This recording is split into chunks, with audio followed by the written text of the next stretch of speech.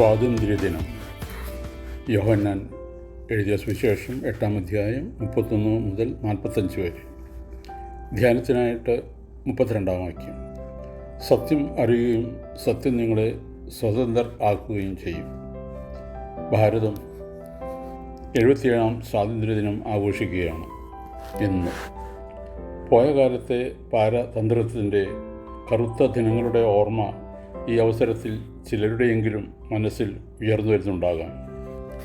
French വിപ്ലവത്തിൻ്റെ rally നയിച്ചവർ ഒരു സത്യം ഉറക്കെ വിളിച്ചു പറഞ്ഞു: ലിബർട്ടി, ഈക്വലിറ്റി, ഫ്രറ്റേർണിറ്റി. സ്വാതന്ത്ര്യം, സമത്വം, സാഹോദര്യം. സാഹോദര്യത്തിൽ നിന്നാണ് സമത്വം ഉണ്ടാവുക. സ്വാതന്ത്ര്യവും അതിൽ നിന്നാണ് ഉടലെടുക്കുന്നത്. യേശുക്രിസ്തുവിൽ കൂടി പാപത്തിൻ്റെ ദാസ്യത്തിൽ നിന്നും സ്വാതന്ത്ര്യം പ്രാപിച്ച നാം യഥാർത്ഥത്തിൽ സ്വാതന്ത്ര്യം പ്രാപിച്ചുവോ? യേശുക്രിസ്തുവിൽ നാം ഒന്ന് എന്ന് പ്രഖ്യാപിക്കുന്നതിൽ എല്ലാവരും സന്തോഷമുള്ളവരാണ്. എന്നാൽ ഇതിൽ എന്തെങ്കിലും വാസ്തവമുണ്ടോ? ഇന്നും ക്രൈസ്തവ സമൂഹത്തിൽ വിഭാഗീയത നിലനിൽക്കുന്നു എന്നതല്ലേ വാസ്തവം? രാജാറാം മോഹൻ റോയ് 1831 ചെയ്തൊരു പ്രസംഗം ഇന്നും പ്രതീകാത്മകമായി ക്രൈസ്തവ സഭയെ പിന്തുടരുന്നുണ്ട്. ഡോക്ടർ തോമസ് റാഫൽസിൻ്റെ ലിവർപൂളിലെ ഭവനത്തിൽ വെച്ച് അദ്ദേഹം ഇങ്ങനെ പറയുന്നു: നിങ്ങൾ പറയുന്നു നിങ്ങളെല്ലാവരും ക്രിസ്തുവിൽ ഒന്നാണെന്ന്, സഹോദരരും തുല്യരുമാണെന്ന്. കൽക്കത്തയിലെ കത്തീഡ്രൽ പടിയിലേക്ക് പോകൂ. നിങ്ങൾക്ക് ചുവന്നതും സ്വർണ്ണ നിറമുള്ളതുമായ ഒരു ഉഗ്രൻ കസേര അവിടെ കാണാം. അത് ഗവർണർ ജനറലിനുള്ളതാണ്. കൗൺസിൽ മെമ്പേഴ്സിനു വേണ്ടി തിരിച്ചിട്ടിരിക്കുന്ന കസേരകളും അവിടെ കാണാം. വ്യാപാരികൾക്കായി വേർതിരിച്ചിരിക്കുന്ന ബെഞ്ചുകളുമുണ്ട്. ദരിദ്രൻ ഗവർണർ ജനറലിൻ്റെ കസേരയിൽ ഇരിക്കാൻ ഇടയായാൽ പിന്നെ കഴുത്തിൽ തല കാണില്ല. നിങ്ങളെല്ലാവരും ക്രിസ്തുവിൽ ഒന്നാണല്ലോ. ഖലീൽ ജിബ്രാൻ ഒരിക്കൽ പറഞ്ഞു: യേശുവിനെ ഭൂമിയിലേക്ക് അയച്ചത് തണുത്ത നിർദ്ദിഷ്ടങ്ങളായ കുടിലുകൾക്കിടയിൽ ഉജ്ജ്വലങ്ങളായ പള്ളികളും ദേവാലയങ്ങളും നിർമ്മിക്കാൻ ജനങ്ങളെ പഠിപ്പിക്കാനല്ല. അവിടുന്ന് ഇവിടെ വന്നത് ഹൃദയത്തെ ദൈവാലയമാക്കാനാണ്, ആത്മാവിനെ അൾത്താരയാക്കാനാണ്, മനസ്സിനെ പുരോഹിതനാക്കാനാണ്. എന്നാൽ ഹൃദയത്തെ കഠിനവും ആത്മാവിനെ നരകതുല്യവും മനസ്സിനെ ശിലാതുല്യവുമാക്കിയവർക്കെതിരെ യേശുവിൻ്റെ കോപം ആഞ്ഞടിക്കുന്നുണ്ട്.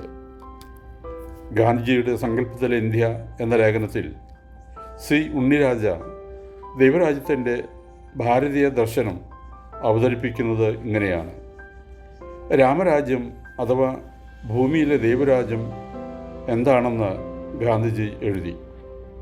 1946 മെയ് 5 ഹരിജൻ പത്രത്തിൽ വ്യക്തമായി പറഞ്ഞാൽ, സ്വാതന്ത്ര്യം രാഷ്ട്രീയവും സാമ്പത്തികവും ധാർമ്മികവുമായിരിക്കണം. രാഷ്ട്രീയ സ്വാതന്ത്ര്യത്തിൻ്റെ അർത്ഥം ബ്രിട്ടീഷ് പട്ടാളത്തിൻ്റെ നിയന്ത്രണം ഇല്ലാതാക്കുക എന്നാണ്. സാമ്പത്തിക സ്വാതന്ത്ര്യം ബ്രിട്ടീഷ് മുതലാളിമാരിൽ നിന്നും അവരുടെ മൂലധനത്തിൽ നിന്നുമുള്ള അവരുടെ ഇന്ത്യൻ പതിപ്പുകളിൽ നിന്നും ഉള്ള പൂർണ്ണമായ മോചനമാണ്. അഥവാ താഴ്ന്നവനും ഉയർന്നവനുമായി സമത്വം അനുഭവപ്പെടണം. മുതലാളികൾ അവരുടെ ധനവും കഴിവുകളും താണവരുമായി പങ്കിട്ടെങ്കിലേ അതുണ്ടാവൂ.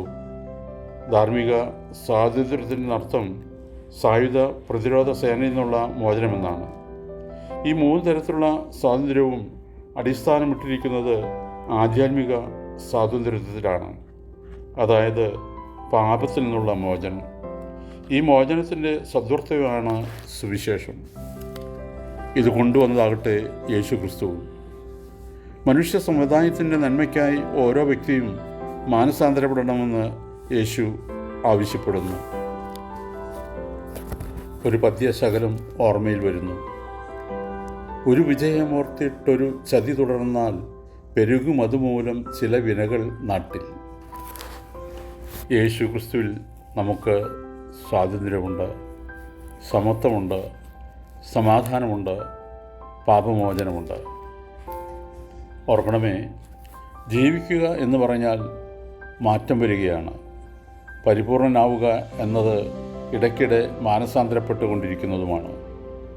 യോഹന്നാൻ എഴുതിയ സുവിശേഷം 8:36. പുത്രൻ നിങ്ങൾക്ക് സ്വാതന്ത്ര്യം വരുത്തിയാൽ നിങ്ങൾ സാക്ഷാൽ സ്വതന്ത്രർ ആകും. ദൈവം അനുഗ്രഹിക്കട്ടെ.